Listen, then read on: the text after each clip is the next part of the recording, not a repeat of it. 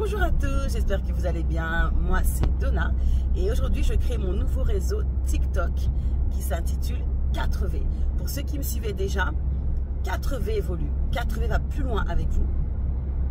Aujourd'hui 4V veut vous accompagner dans votre quotidien et vous apporter comme toujours de la positivité, des bons conseils, un peu de soleil, un peu de force, bref des bonnes énergies. Aujourd'hui on va s'attarder sur le hashtag bien-être au travail. Comme vous l'avez vu dans ma présentation, je parle de bien-être au quotidien, bien-être en famille, bien-être au travail, mais c'est plus profond que ça. Je m'adresse aujourd'hui aux managers et j'aimerais rappeler une chose qui est très importante et qu'on a tendance à oublier. Et pour cela, il faut vraiment qu'on gagne en humilité.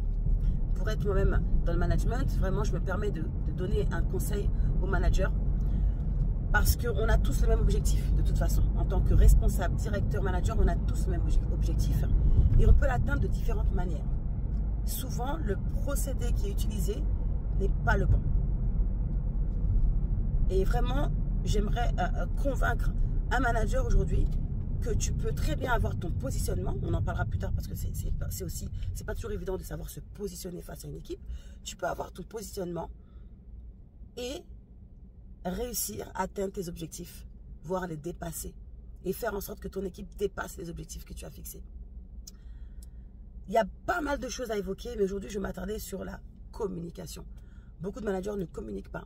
Ils sont qu'à l'impératif. Ils parlent seuls, en fait. Ils imposent, ils partent. Il n'y a pas d'échange, il n'y a pas d'écoute. Un manager s'adapte. Un manager doit comprendre que ce n'est pas à l'équipe de s'adapter à lui. C'est à lui de s'adapter.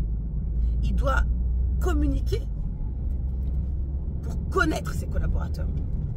Alors, ça dépend à l'échelle ou au niveau où vous êtes.